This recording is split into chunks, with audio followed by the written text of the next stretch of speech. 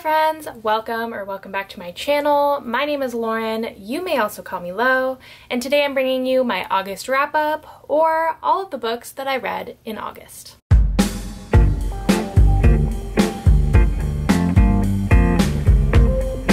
So thank you so much for being here. I hope you're doing well, and let's get on into it. In August, I read a total of 10 books and 3,184 pages. Of those pages, 1,724 pages were from listening to audiobooks, and 1,460 pages were from physically reading, and the average book length was 318 pages. Of the 10 books that I read, 2 were YA and 8 were adult, and in terms of genre, 3 were romances. Who is she? 2 were fantasies, 2 were contemporaries, 2 were thrillers, and 1 was a historical fiction. So as usual, I was all over the board in terms of genre. And I actually had a really great month in terms of my enjoyment of books. So when it comes to ratings, I rated 1 book 2 stars, 3 books 3 stars, 5 books 4 stars, and a lot of those were 4.5, but in my stats I don't count half stars. So 5 books were 4 stars and 1 book was 5 stars for an average of 3.6 stars. But again, I had some 3.5s and I had some 4.5s, so realistically that average is actually higher. And because it was such a great reading month, I'm so excited to tell you about what I read. So the first book I read in August was a book that I started in July, and at the end of July I was almost done with it, but I hadn't quite finished it. So I didn't count it for July, and I finished it in the first couple days of August. So this book, it feels like I read forever ago. And the same thing goes actually for the second book, but before I get ahead of myself, the first book I read in August was Book of Night by Holly Black. This is Holly Black's brand new fantasy book. It came out a few months ago and it's adult. And generally it's received pretty bad ratings, to be honest. I've heard mostly not good reviews of this. Nina from Books with Neen really enjoyed it, so I had some hope there, but for the most part it seemed like people found this to be average to below average, so I had pretty low expectations, and I probably wouldn't have picked this book up when I did, except that in July the Buzzwordathon word was a bookish word, and I took that about as literally as I possibly could. So I decided to pick this book up for that reason, and I love the Buzzwordathon because it makes me pick up books that I may not have picked up as quickly as I would have otherwise. So this book follows our main character, Charlie, and something funny about this wrap-up that I realized when I was kind of thinking about all the books that I read is that there are 4 main characters in my wrap-up named Charlie. So this is Charlie number 1. Charlie number 1 lives in our world, but this version of our world has this kind of prevalent shadow magic. And some people can wield their shadows to do all sorts of supernatural things, and our friend Charlie cannot do that. But she's been kind of caught up in this world of shadow magic regardless, because she's kind of a somewhat well-known thief slash con artist, and she does kind of work for these people who wield this shadow magic. So when we start this book, Charlie is a retired con artist, right? She's working as a bartender, and she's in kind of a relatively new relationship with this guy, and she's also kind of responsible for her little sister. So she's decided to kind of put away this life of being a con artist, being a thief, and just kind of stay on the straight and narrow, not get into trouble, and kind of maintain these relationships that she has and take care of the people in her life that she cares about. So that's where we start. And one night, Charlie kind of sees something she's not supposed to see that's really concerning, and she basically gets sucked back into this world of thievery and shadow magic. I don't want to spoil it any further, but that's essentially kind of the premise of the book. I didn't think this book was bad. This book was much better than I expected it to be based on the reviews that I had seen and read. However, I wouldn't say that it was amazing. I'd say it was a solid book. I enjoyed reading it. I would recommend it if it sounds like it's an interesting premise to you. I definitely think this book maybe hasn't received like totally fair feedback from the community. I don't really know. I mean, people can like what they like, right? But I thought this was better than what most people are saying about it. So yeah, I'd recommend it if it seems like something that's interesting to you. I'm not going to tell you that this is like a phenomenal book or like a super outstanding book, but it was entertaining, it was fun, and I enjoyed it. And I ended up giving this one 3.5 stars. The next book I read in August, like I said earlier, was another book that I started in July and read most of in July, but finished in early August. And that book was The Charm Offensive by Alice Cochrane. This is an adult romance book that follows Dave, who is a producer on a reality TV show kind of reminiscent of The Bachelor, but more like fairy tale themed. And that show is called Ever After. And the star of Ever After, the Bachelor, so to speak, is Charlie, number 2 of this wrap-up. And Charlie is this kind of unlikely star. So he is a kind of Silicon Valley tech guy, and he has signed up for the show in order to kind of repair his image, his like public image. So it's like a PR stunt for him, essentially. And his kind of image, his kind of reputation in tech is that he's kind of difficult to work with. And that turns out to be quite true as Dave and his crew are trying to make this season work. And as they kind of get to know Charlie, they realize that he may cost them this entire season because he's just kind of uncooperative and difficult. So Dave usually is like the handler for all of the women on the show, or all the contestants on the show, and he quickly gets assigned to being Charlie's handler. And as the show kind of progresses, Dave and Charlie become close, and they kind of realize that Charlie has more chemistry with Dave than he does with any of his contestants. This book was honestly really cute. I kind of challenged myself over the summer to read a bunch of romance books. I'm not really a typical romance book reader, but this one was very, very enjoyable for me. I really liked the characters. I really liked the discussions of mental health and sexuality and self-acceptance that were in this book. I thought the characters were really good. I was kind of surprised by the ending. With romance books, I've realized that they can sometimes be too predictable. They're always a little bit predictable because you know from the get-go who's gonna end up with each other, usually, so that part of the story is like, duh. But I have discovered that I like romance books where there are some aspects at the end that kind of are surprising and kind of are unexpected. And this one definitely had that. It had a really sweet ending. I really, really enjoyed it. I'd highly recommend it for romance readers, especially, obviously, but if you're not that into romance, I thought this one was really, really good. Ultimately, this wasn't a 5-star book, but it was a really solid 4-star read, and I definitely recommend it if you are into romance or if you are just kind of diving into the genre. I thought it was a really great one. The next book I finished in July was probably my least favorite book of the month. Unfortunately, it was the 2-star book. I'm just gonna come out and say it, and that was I Love You But I've Chosen Darkness by Claire V. Watkins. This book's very hard to explain, kind of contributes to the reason that I didn't like it so much, but essentially in this book we're following Claire Watkins, and this is supposed to be like an autobiographical work of fiction, which I have to say I think kind of was off-putting to me from the beginning because I was confused about what was real and what wasn't real in this book, and kind of overall just confused about what the author was trying to do in this book.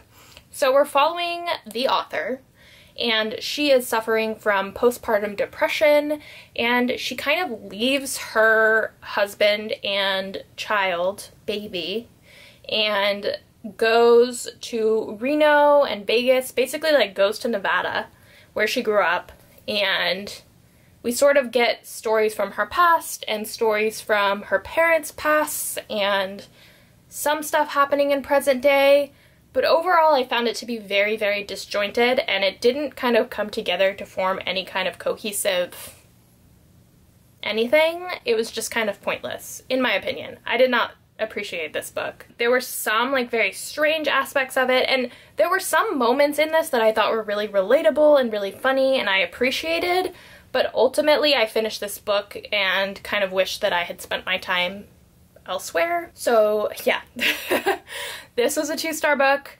I was really, really drawn to it because of the cover and because of the title, and this book was also featured in Emma Roberts' Bellatrix book club. There was a point kind of toward the beginning of when I started BookTube that I wanted to do like a vlog with books from the Bellatrix book club. And at this point I've read all 3 books that were supposed to be in that vlog. The vlog never materialized, but this is the 3rd.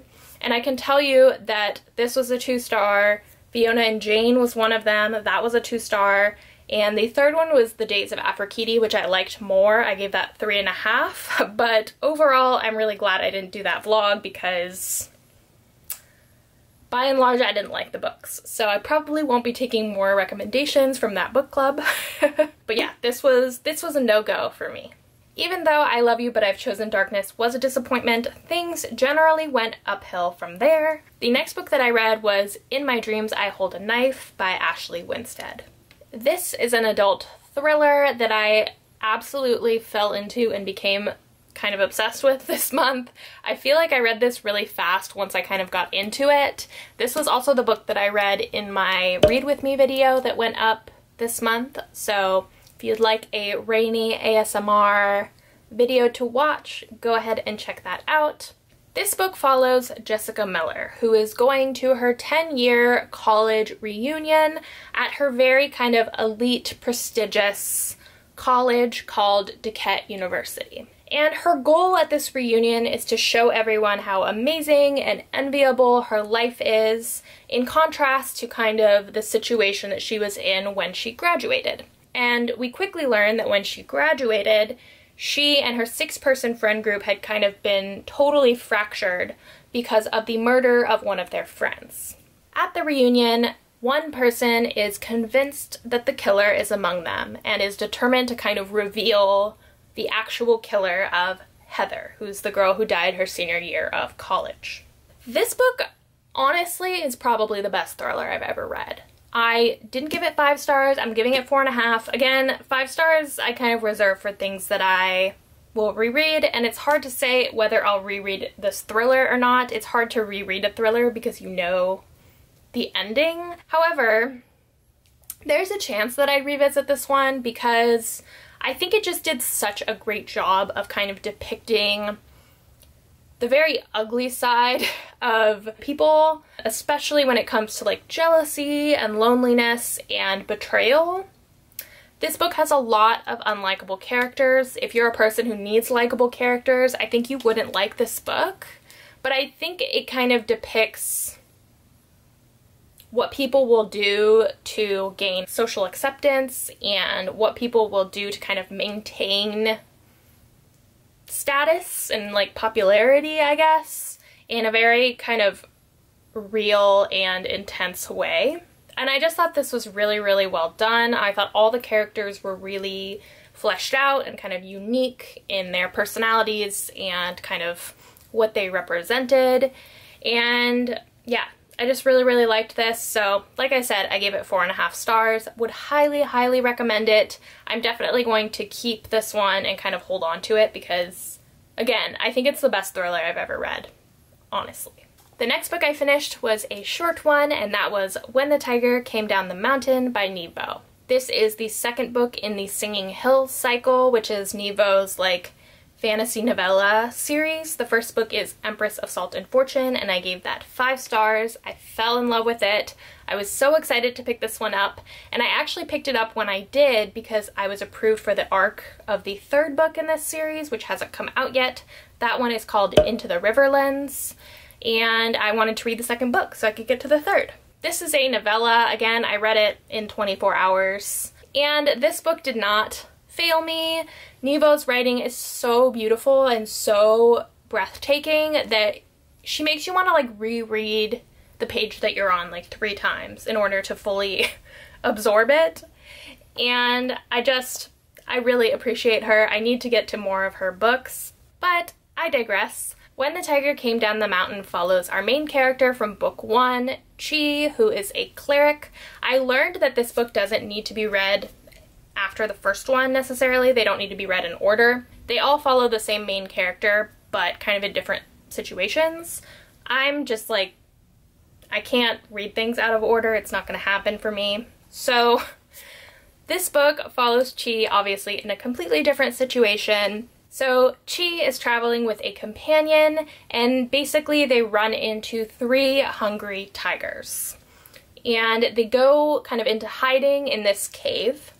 And while they're waiting for help, Chi sort of distracts the tigers by telling them the story of this very famous, kind of beloved tiger, Ho Thi Thao. So the story kind of flips back and forth from Chi and their companion in this kind of strange, scary situation with these tigers to Chi's story of Ho Thi Thao.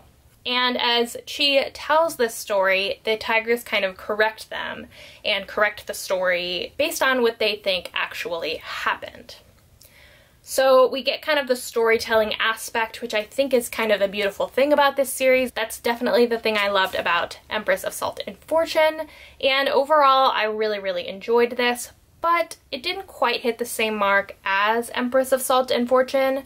So I ended up giving this one 4 stars. However, if you haven't picked up this series, I highly recommend it. The books are so short and easy to get through, and they're just really good. They're just really good. The next book I read was a very anticipated book of the year for a lot of people, and that was BOOKTUBERS by Emily Henry. So at this point, I've read all 3 of Emily Henry's adult romance books, and something that I learned recently is that Emily Henry has actually written more books than those 3. She's written a couple of lesser known, like, YA sci-fi fantasy books. I learned that recently. I thought I'd read all of Emily Henry's books, and then I learned that I have not.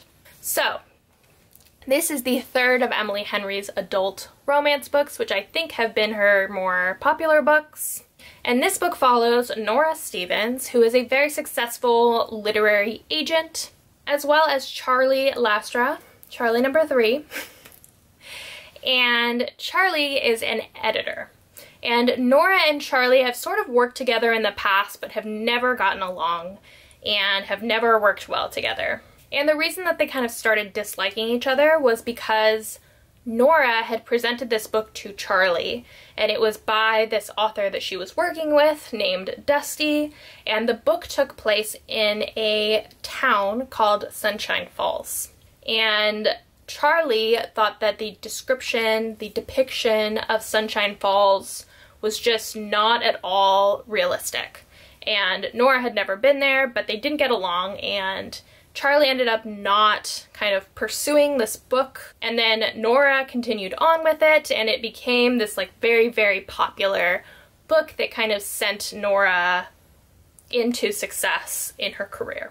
So all of that is in the past, and Nora and her sister Libby, who are very, very close, have sort of stopped connecting and stopped communicating as much. And Nora and her little sister Libby decide to go on a vacation, and of course they choose the notorious Sunshine Falls.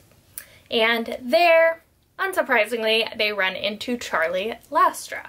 Nora and Charlie begin to work on a new project together, and they begin to spend a lot of time together in this small town, and they slowly sort of develop feelings for one another, as typically happens in these romance books. So obviously this is an enemies to lovers romance, and I have to say, out of the 3 Emily Henry books, this was definitely my favorite. I connected with the characters, I just really liked the setting, really liked the story, really kind of liked the messiness of the story, and despite the fact that these romance books can be a little bit predictable, this one definitely took me by surprise at some moments. I thought the ending had some like really sweet and not so predictable little twists, and overall I just say it was really, really good. Like In My Dreams, I Hold a Knife, this was like a top tier romance book, in my opinion. It's definitely the best romance book that I've ever read. Again, this was an incredibly great month for me. I have to emphasize that. I'm not usually this in love with all the books I read.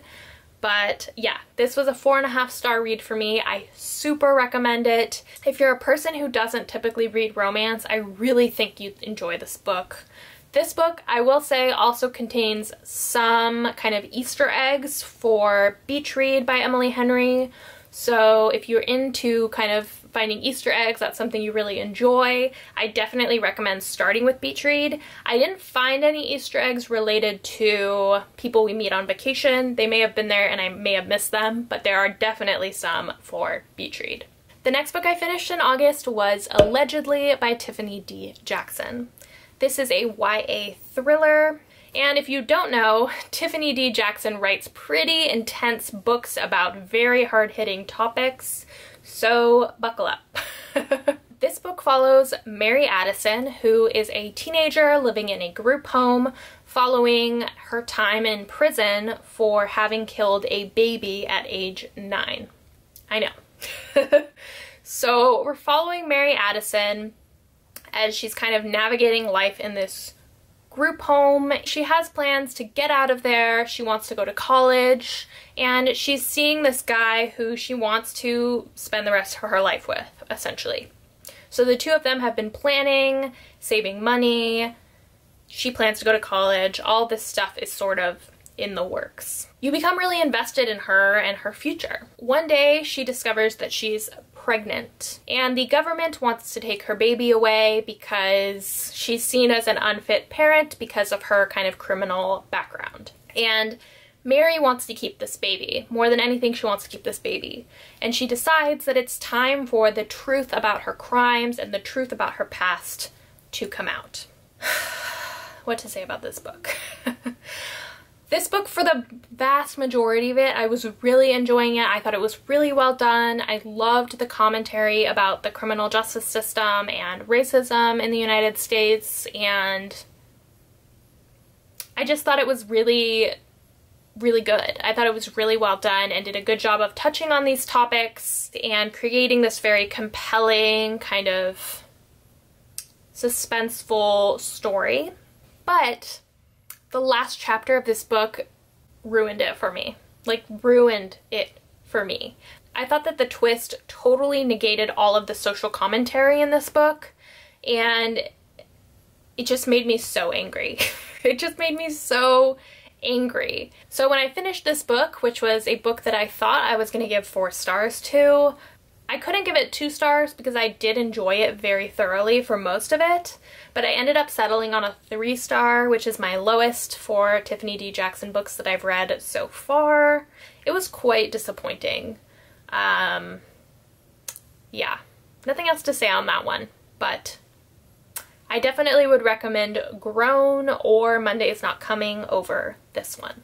Next was my very favorite book of this month. I'm still kind of thinking about it and absorbing it, and that book is Malibu Rising by Taylor Jenkins Reid. I was a little bit nervous to read this book because, if you don't know, I love Taylor Jenkins Reid. I loved The 7 Husbands of Evelyn Hugo, like, with all my heart. It's one of my favorite books ever. And I read Daisy Jones and the Six last year, and I thought it was good. I gave it 4 stars, but it wasn't as wonderful as The 7 Husbands of Evelyn Hugo. So I was nervous to pick this up. I didn't know if it would be, like, a really great book or not. I knew I would like it, but I didn't know if it would be, like, a favorite. And I get nervous to read things that I think are going to be favorites. So I picked this up and was just immediately absorbed into this story.